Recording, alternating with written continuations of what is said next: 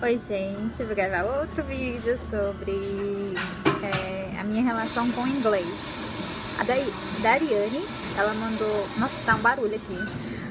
A Dariane, ela mandou a seguinte pergunta: como era a minha relação com o inglês antes do intercâmbio, né? Antes de vir para os Estados Unidos, quando eu ainda estava no Brasil. Ela perguntou se eu estudava sozinha em casa, se eu praticava com alguém, ou se eu frequentava algum curso e como que era o curso, enfim, todos os detalhes. Então, Dariane, é o seguinte: eu estudo inglês, estudava, né, antes de vir para os Estados Unidos, eu estudava inglês desde os meus 16 anos de idade. Quando eu tinha 16, hoje eu tenho 24, quando eu tinha 16 anos eu entrei no curso de inglês na FISC. Eu completei o meu curso de inglês, estudei 6 anos de inglês, me formei em língua inglesa na FISC, fiz Proficiency, né, que é como se fosse um upgrade no curso, algo a mais. Porém, quando eu cheguei, né, eu tipo assim, eu achava que eu falava inglês super bem antes de vir, né. Eu não praticava inglês com ninguém. Eu fazia curso duas vezes na semana. Eu até que ia bem, fazia tudo bem, tudo certinho no curso. Eu achava que eu falava inglês. E aí, quando eu cheguei nos Estados Unidos, eu vi a realidade, que na verdade eu não falava inglês. Quer dizer, eu sabia inglês, mas eu não falava inglês. Então tem uma diferença entre você saber e a diferença entre você falar. E falar não é só no sentido de falar, né, verbalmente, quer dizer de você viver, compreender o inglês. Então eu tive um choque da língua, literalmente um choque mesmo, eu posso dizer, porque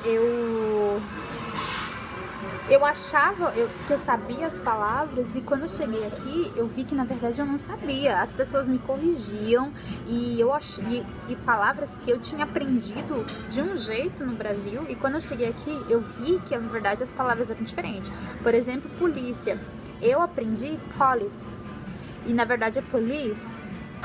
Então, deixa eu ver outro exemplo. Os verbos, né? Eu aprendi, por exemplo, o verbo aprender. Em inglês, o passado do verbo aprender, né? Eu aprendi learned. E na verdade é learned. Então, tipo assim, é uma mínima diferença. Mas são coisas que eu sofri aqui, porque as pessoas me corrigiam. Não que eu não gosto que as pessoas corrigem, pelo contrário, eu acho super válido, até porque eu tô aqui para aprender a língua.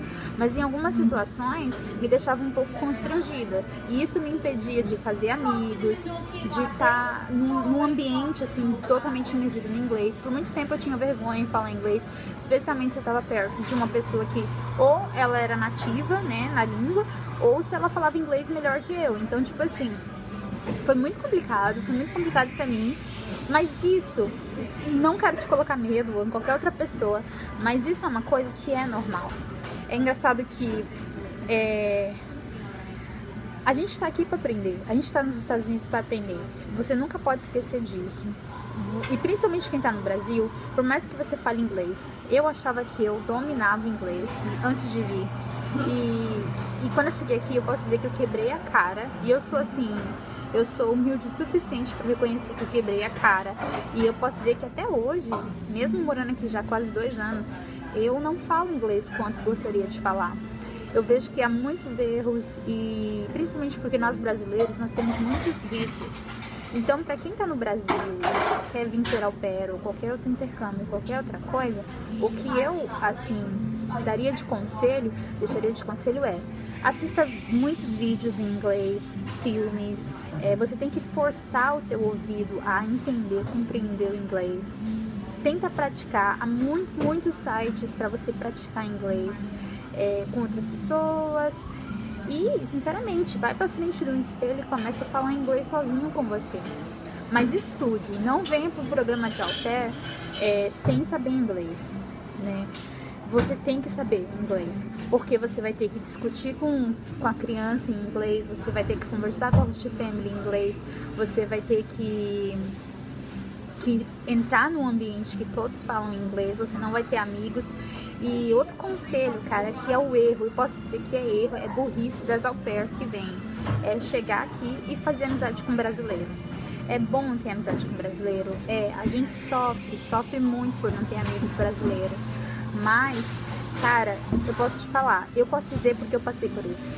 Eu fiquei 1 ano em Seattle só com amigos brasileiros. O meu inglês desenvolveu. Mas, cara, morando 4 meses em Chicago, com nenhum amigo brasileiro. Eu não tenho amigo brasileiro, nenhum. E nesses 4 meses, eu só tenho amigos americanos, da igreja, né? E nesses 4 meses, o meu inglês evoluiu, o que em 1 ano em Seattle ele não evoluiu. Então, assim, a imersão na língua, quando você chega aqui, é muito importante. Mas mais importante ainda é imergir na língua quando você está no Brasil. É muito difícil você ter alguém para praticar e tudo mais, né? Mas eu acho que vale super a pena. É um investimento em você, dentro do que você espera como, não sei, pro seu futuro. Você investir na língua inglesa é um investimento pessoal, não só profissional, mas pra vida, eu diria. E, cara, é muito importante falar inglês. Enfim, eu acho que esses são os meus conselhos. E sim, né, respondendo a pergunta da Dariane, eu estudava inglês, eu falava inglês, né, achava que falava. E mesmo assim, quando eu cheguei aqui, eu não conseguia me virar muito bem. O medo te atrapalha muito. Então, se você já pratica no Brasil, se você já tem um domínio no Brasil, mesmo que não se preocupe com o seu sotaque ou erros, você tem que ter um controle da língua inglesa. Você tem que se sentir confiável de que você consegue, que você está passando para as pessoas o que eles querem ouvir, né? Porque americano nenhum vai te julgar por você ter um sotaque ou você falar errado em si, né? O importante é que eles te entendam. Então, se você consegue fazer isso no Brasil, se aplicar nisso, melhorar essa área da tua língua, né, na língua inglesa, quando você chega aqui, você só vai ter sucesso. Então é isso, gente. Beijo!